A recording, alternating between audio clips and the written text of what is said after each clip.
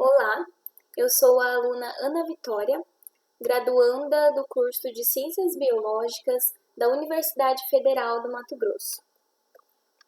Como requisito parcial à obtenção de nota do segundo semestre, na disciplina de Biologia do Desenvolvimento, eu estarei apresentando o desenvolvimento inicial em vertebrados, a neurulação e o ectoderma, da unidade 4. Bom, uma visão geral do desenvolvimento. O desenvolvimento embrionário tem início com o encontro do gameta masculino, o espermatozoide, com o gameta feminino, o óvulo. E esse é o processo da fecundação, que dará origem ao zigoto. Logo após essa fase, nós temos a fase de clivagem, que é onde o zigoto irá sofrer diversas divisões por mitose e formar esse aglomerado de células que chamamos de mórula. Aqui irá se formar uma cavidade interna preenchida por um fluido chamado de blastocele, e esse será o estágio de blástula.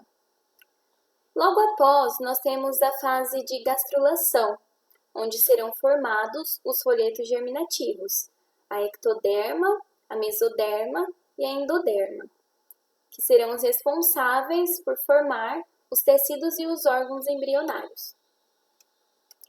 Antes da fase de organogênese, nós temos um processo chamado processo de neurulação, que é a formação do tubo neural, que é a estrutura precursora do sistema nervoso central. E nesse estágio, o embrião é chamado de neurula. O embriologista Carl Ernst von Baer comparou os seguintes vertebrados: o peixe, a salamandra, a tartaruga, a galinha, o porco, o boi, o coelho e o homem. E ele observou uma semelhança muito grande nesses embriões precoces.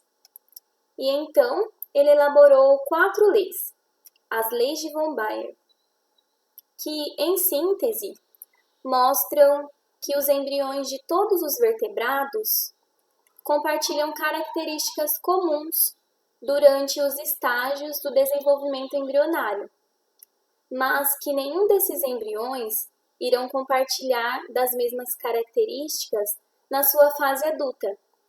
Ou seja, inicialmente eles são muito semelhantes, e somente mais tarde no desenvolvimento que as características mais especializadas da classe, ordem, família e espécie irão surgir. Von Baer também observou que existe um modelo comum no desenvolvimento dos vertebrados, que são os folhetos germinativos formados lá na fase de gástrula, que dão origem aos tecidos e aos órgãos do corpo. O ectoderma, por exemplo, irá dar origem à pele e aos neurônios de todos os embriões. Bom, como eu já havia mencionado, a fase da neurulação é a formação do tubo neural, que irá dar origem, ao sistema nervoso central. Existem 2 modos para a formação do tubo neural: a neurulação primária e a neurulação secundária. Bom, que eu irei explicar nos próximos slides. Mas antes eu quero chamar a atenção ao ectoderma, a camada mais externa formada na fase de gástrula.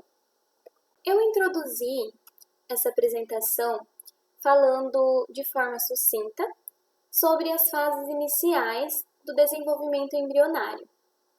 Justamente porque na fase que antecede a neurulação, que é a fase de gástrula, são formados os folhetos germinativos.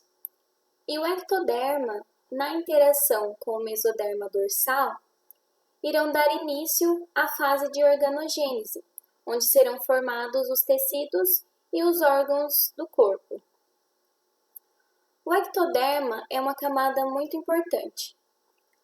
Ele tem 3 funções principais. O ectoderma superficial, ele se tornará a epiderme, que é a nossa camada mais externa da pele, a nossa camada de revestimento e proteção.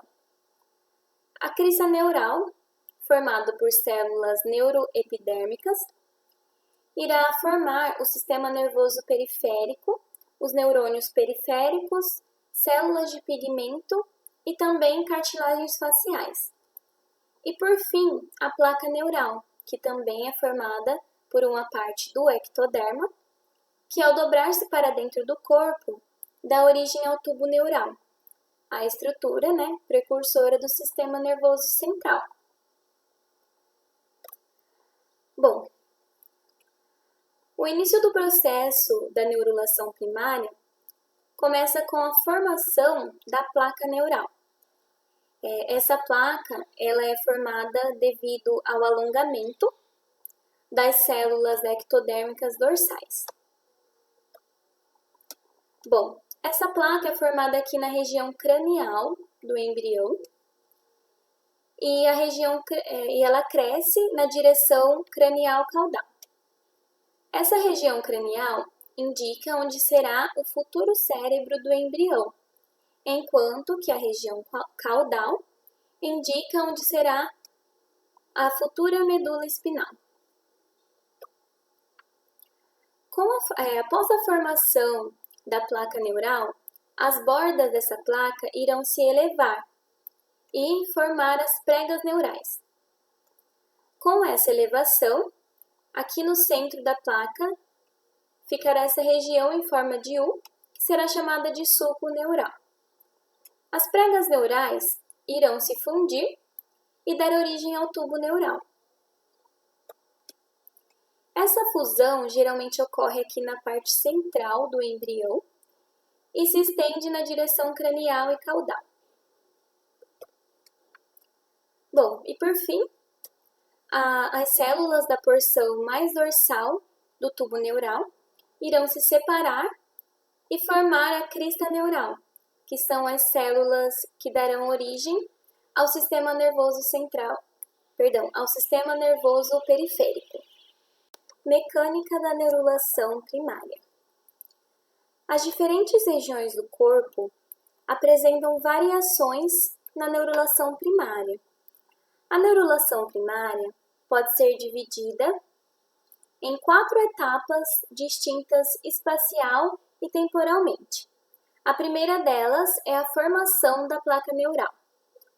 Bom, nós sabemos que é por meio do mesoderma dorsal que são enviados sinais para as células ectodérmicas se desenvolverem e formarem a placa neural. As células da placa neural se distinguem daquelas células que se transformarão na epiderme. Os movimentos intrínsecos, tanto da epiderme quanto das células da placa neural, irão dar origem às pregas neurais. E essas pregas neurais, por sua vez, irão se fundir e formar o tubo neural. A formação do assoalho da placa neural é a segunda etapa. A formação do assoalho do tubo neural na região da cabeça e do tronco vem de 2 fontes distintas, uma ectodérmica e a outra do nódulo de Hensen. Na região da cabeça, as células centrais da placa neural ficariam localizadas no fundo do tubo neural, enquanto que as partes periféricas, como as pregas neurais, ficariam na parte mais dorsal do tubo. Bom, a origem do assoalho do tubo neural do tronco foi observado por meio de uma pesquisa feita por Catala e colaboradores em 1995, onde eles utilizaram embriões de galinha e de codorna.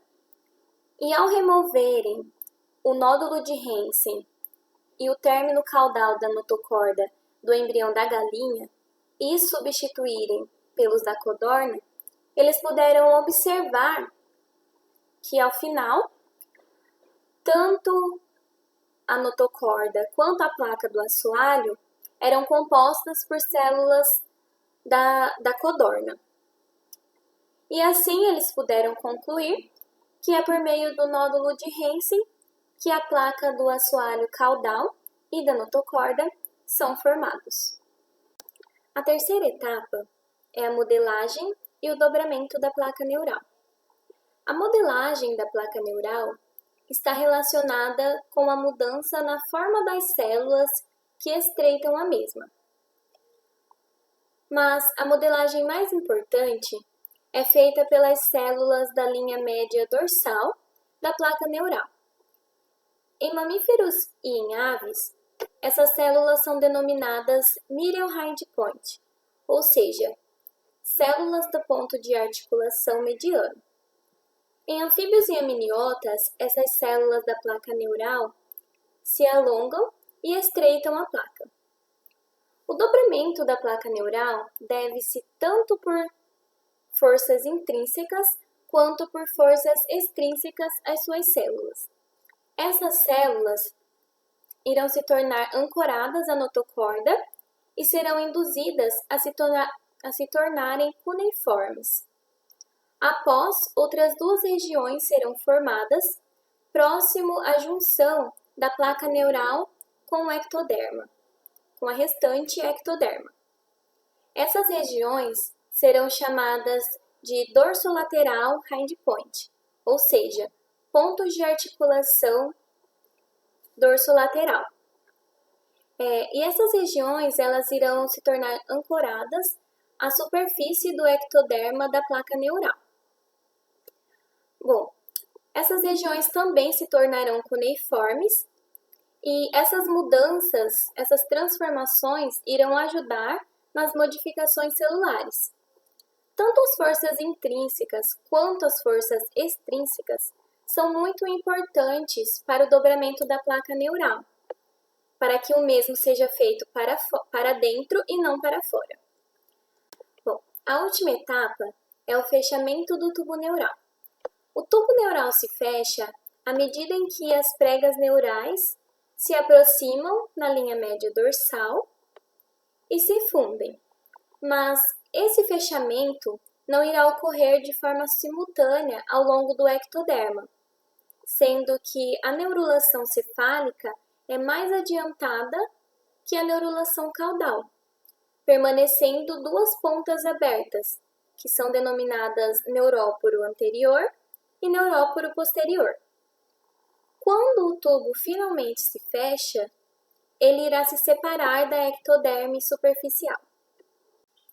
Em muitos vertebrados, a neurulação primária irá formar a porção anterior do tubo neural, enquanto a neurulação secundária irá formar a parte posterior do mesmo.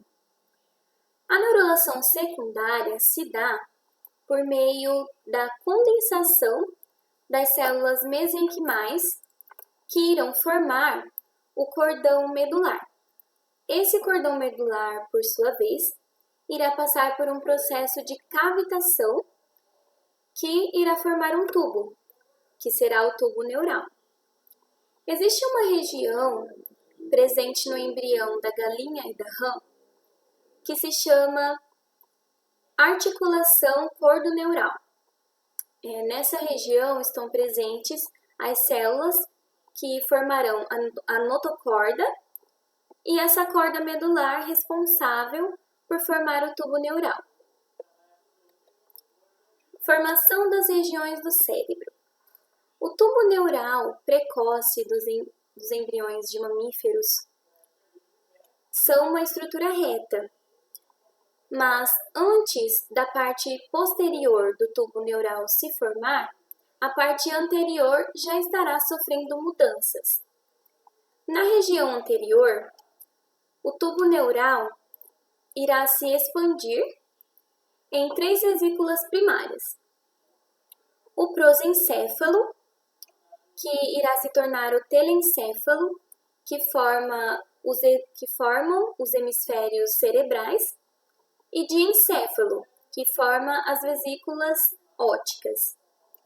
O mesencéfalo, que irá se tornar o aqueduto cerebral, e por fim o rombencéfalo, que se subdivide em metencéfalo, que forma o cerebelo e a ponte, e o mielencéfalo, que forma o bulbo.